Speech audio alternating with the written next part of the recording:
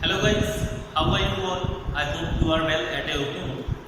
And in today's session, as you can see on the board, that we are going to solve and discuss some important concept related to the question of calendar problems. Calendar के ऊपर जो भी problems आती हैं उनको हम लोग solve करेंगे और देखेंगे कि कॉन्सेप्ट क्या होता है और कैसे हम लोग शॉर्ट ट्रिक अप्लाई कर सकते हैं इस टाइप के क्वेश्चंस।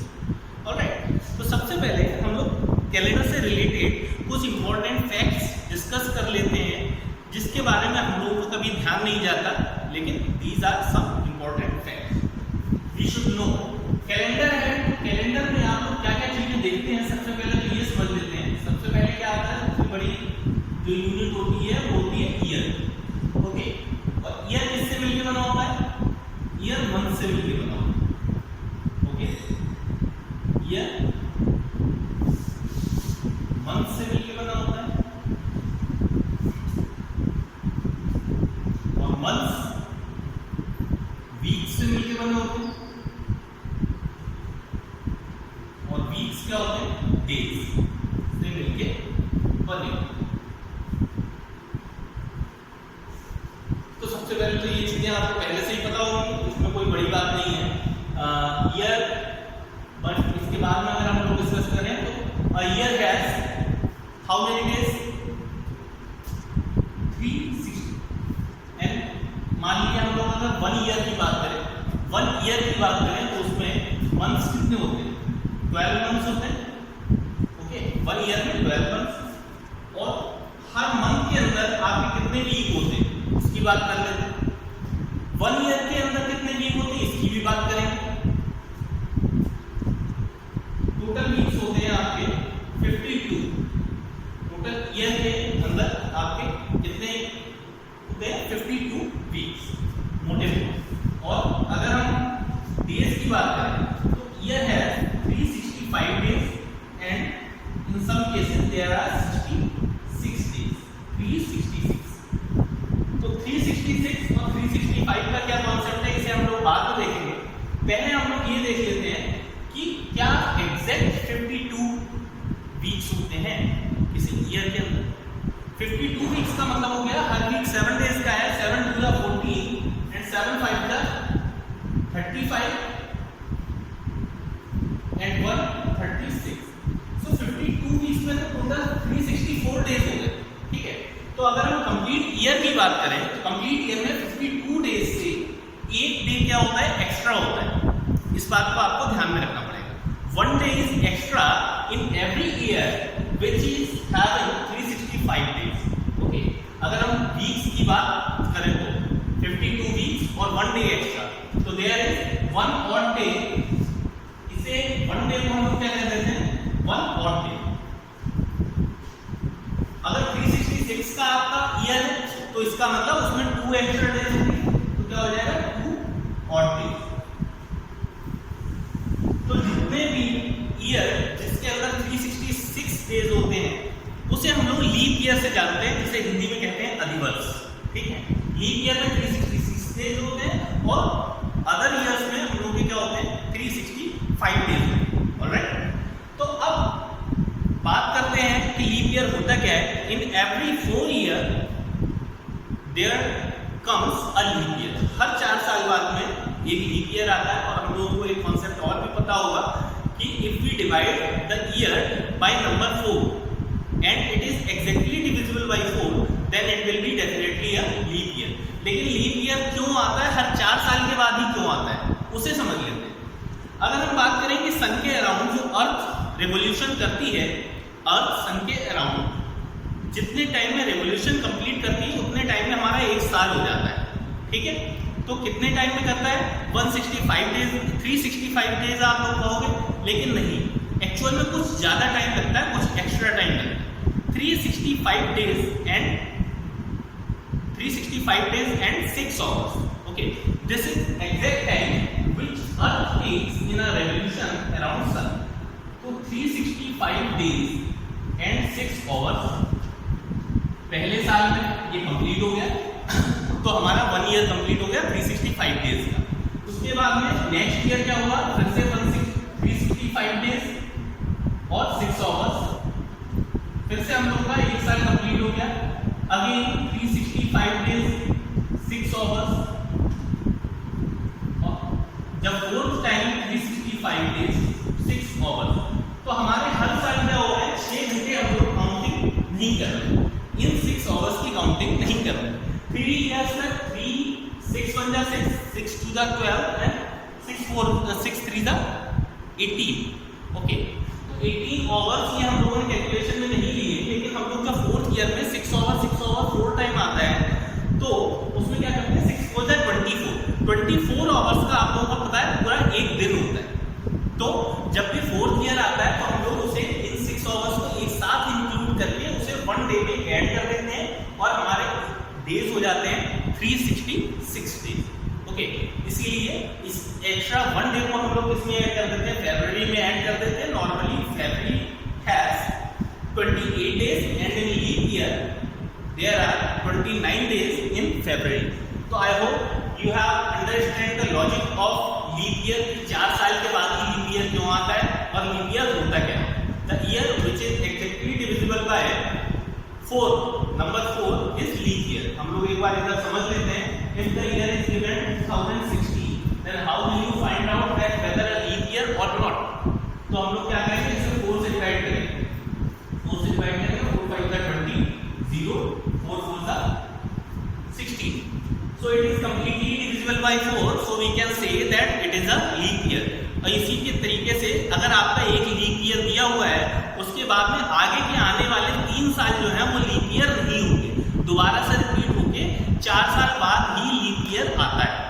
2016 के बाद में 4 ईयर के बाद में 17 18 19 20 2000, इसका मतलब 2016 के बाद में जो नेक्स्ट लीप ईयर आएगा वो कब आएगा, 2000 ईयर 2000।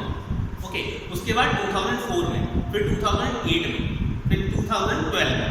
तो इसी तरह से क्या होता है, रिपीटिशन होता रहता है और हर 4 साल के बाद में एक लीप ईयर आता है। लेकिन हम लोग बात कर रहे थे ऑड डेज की, कि अगर आप पूरे ईयर के डेज को डिवाइड करो किसी नंबर से डिवाइड करो और उसके बाद में जो रिमेनिंग डेज बचते हैं 7 से डिवाइड करें और रिमेनिंग डेज बचेंगे उसके ऑड डेज कहलाते हैं। सपोज अगर आपसे क्वेश्चन ये पूछा जाता है what will be the day after 1 month complete 30 days, sorry I am repeating the question, after 30 days what is the day, if today is Monday, अगर आज मंडे है तो 30 डेज के बाद में क्या होगा, तो आप लोग ऐसे करके काउंटिंग करेंगे क्या, Monday Tuesday Wednesday Thursday Friday Saturday Sunday, फिर से तो 30 डेज तक अपनी उंगलियों पे काउंटिंग करना इट्स नॉट पॉसिबल। सपोज आपने 30 डेज कर भी लिया, if there are given 100 days then what will you do, तो आपको क्या करना पड़ेगा, समझ लेते, ठीक है। यहाँ पे हम लोग क्या करते हैं 30 डेज जो दे रखे हैं उससे 7 से डिवाइड करते हैं, क्योंकि 7 डेज का 1 वीक होता है और वीक के बाद में एक डे जो आएगा 8th डे वो आपका वही डे आएगा जो आज है। सपोज आज मंडे है तो ट्यूसडे, मंडे के बाद Tuesday Wednesday Thursday Friday Saturday Sunday 7th day, और 8th डे जो आएगा वो दोबारा से मंडे आएगा। तो हर 8th सीक्वेंस में मंडे आ रहा है हमारे पास, तो 7 से डिवाइड करते हैं, 7 4 जा 28 एंड रिमाइंडर इज 2, तो 2 क्या है, एक्स्ट्रा है, 2 एक्स्ट्रा है, तो 2 डेज एक्स्ट्रा है। तो फिर से हम लोग काउंटिंग जो है वो मंडे से ही स्टार्ट करेंगे, तो पहला दिन मंडे और दूसरा दिन ट्यूसडे। तो इसका मतलब अगर आज मंडे है तो 30 डेज बाद में क्या होगा, ट्यूसडे होगा। ओके, सो इस तरीके से आप लोग, अगर ये पूछा जाता है आज से 45 दिन बाद क्या होगा, कौन सा दिन होगा, आज से 65 डेज के बाद में कौन सा दिन होगा, इस तरीके के क्वेश्चन जब भी आते हैं, suppose you are given that you have to find out today is Monday and after 107 days what day it will be, 107 days के बाद में कौन सा दिन होगा, तो आप लोग इसी मेथड से आराम से निकाल सकते हैं और आपको किसी तरह की कोई प्रॉब्लम नहीं होगी।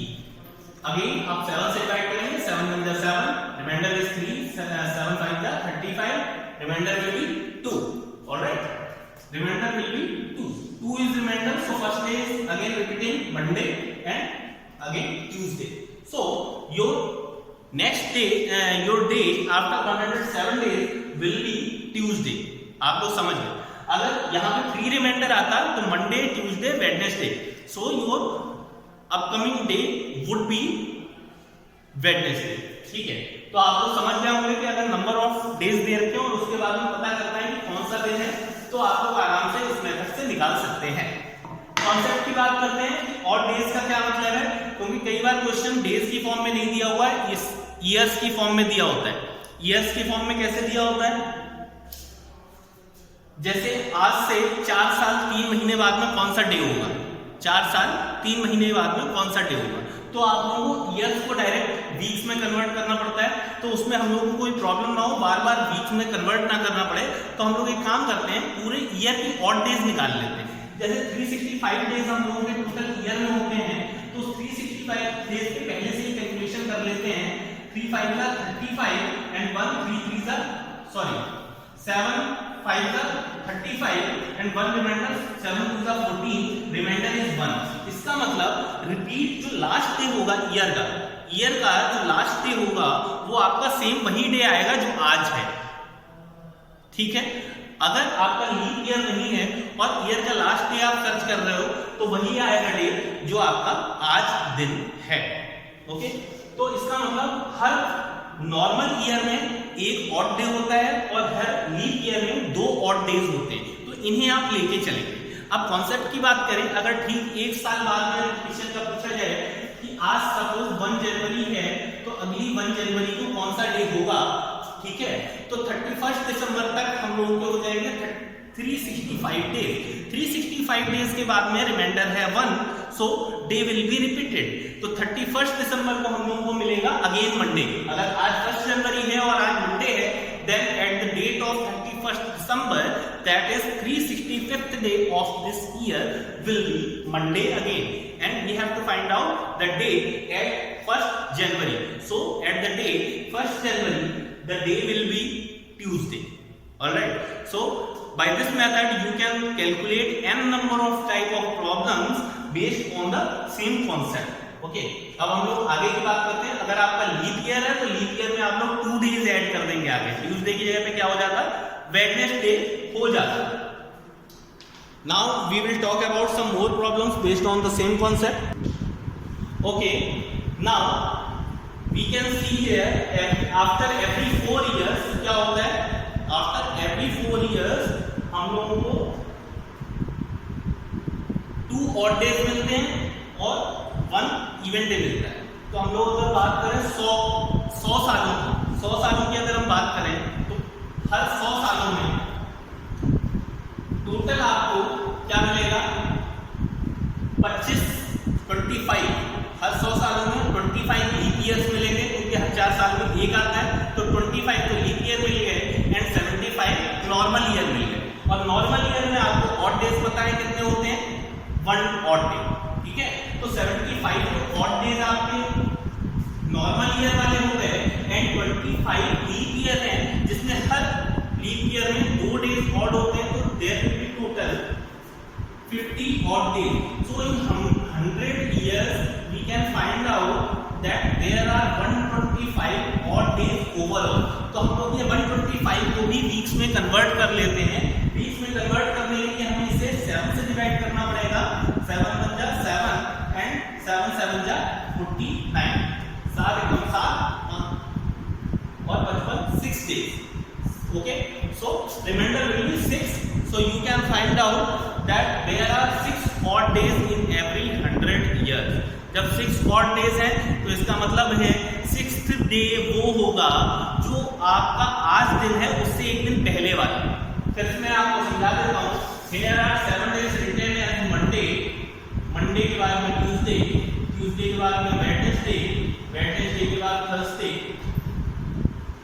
Thursday, Friday, Saturday and Sunday। Okay, so here are 6 days। तो आप लोगों ने जब 7 से आपने डिवाइड किया, सपोज आज मंडे है, सपोज आज मंडे है और आपने 100 साल बाद दिन निकालना है, तो 100 साल में आपके ये वाले तो हो गए कंप्लीट डिवाइड, रिमाइंडर आया 6। तो 6 रिमाइंडर में आपका पहला दिन, दूसरा दिन, तीसरा, चौथा, पांचवा, छठा दिन क्या आना है, सैटरडे। इसका मतलब आज जो दिन है उससे 2 दिन पीछे आपको जाना पड़ेगा और आपको आज का दिन पता चल जाएगा। अगर पूछा जाए कि आज से 100 साल बाद में क्या होगा तो आप बता सकते हैं। ठीक है। इसी तरीके से हम लोग बात करते हैं 200 साल की।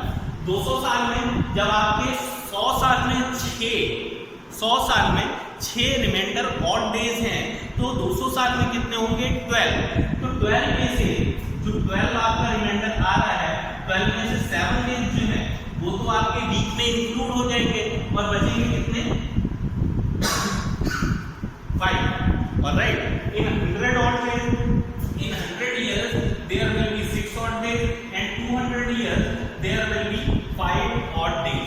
ठीक है, तो 5 odd days आ गए। इसी तरह से 3 years की अगर बात करें तो 3 6 या 18, हर साल के 6 odd days, तो टोटल हो गए 18 odd days।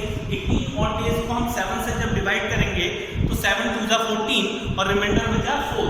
तो थर्ड वाले में कितने odd days आ जाएंगे? 300 years के बाद में 4 odd days। Similarly in 400 years there will be total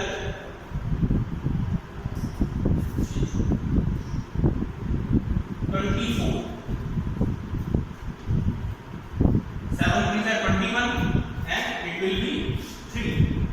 Okay, so we can see here that after every 400 years, okay, after every 100 years there will be 6 days। हाँ, एक चीज और हम लोग यहाँ पे डिस्कस कर सकते हैं कि अगर 100 के बाद में 6 आ रहा है, 400 के बाद में 5 आ रहा है, 300 के बाद में ये आ रहा है, तो इसके साथ में एक एक्स्ट्रा डे नहीं होगा। ठीक है, क्योंकि 4 इयर्स के बाद में लीप ईयर होता है।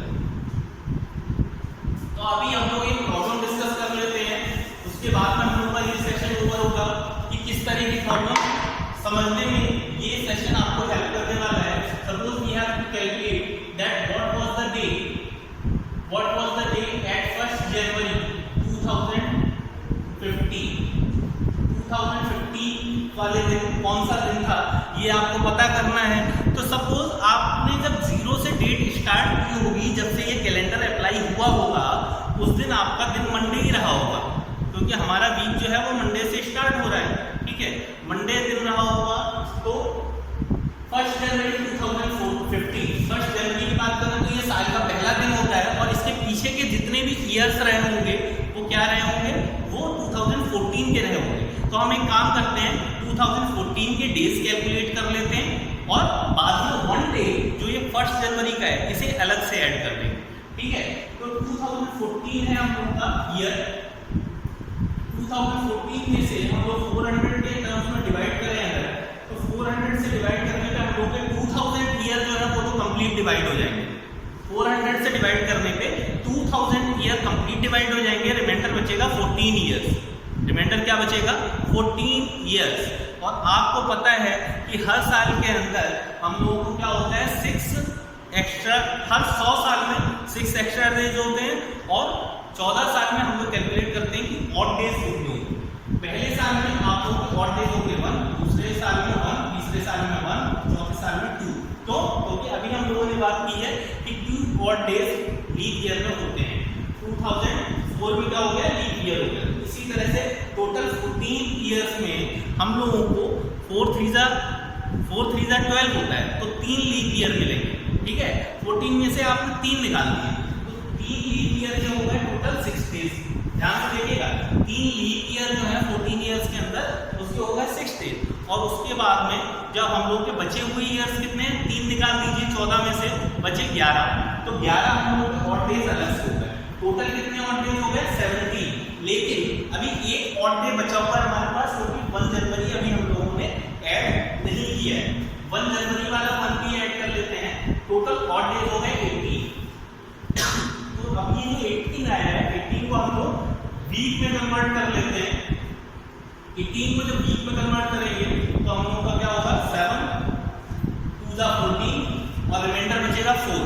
इसका मतलब 4th डे जो होगा वही आपका 1 जनवरी पे रहा होगा। 1 जनवरी पे 4th day Monday, Tuesday, Wednesday, Thursday. इसका मतलब 1 जनवरी को आपका कौन सा डे था? Monday, Tuesday, Wednesday, Thursday. Answer will be Thursday. So going by this method you can calculate a particular day on given date if it's asked in any type of question. So guys, that's all for today's session, and if you have understood well have liked this video, then click on the like button and please watch the full video and share and subscribe this video also. Till then, take care. Thank you.